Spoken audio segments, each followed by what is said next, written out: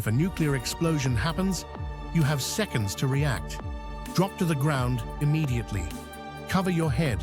Stay away from windows.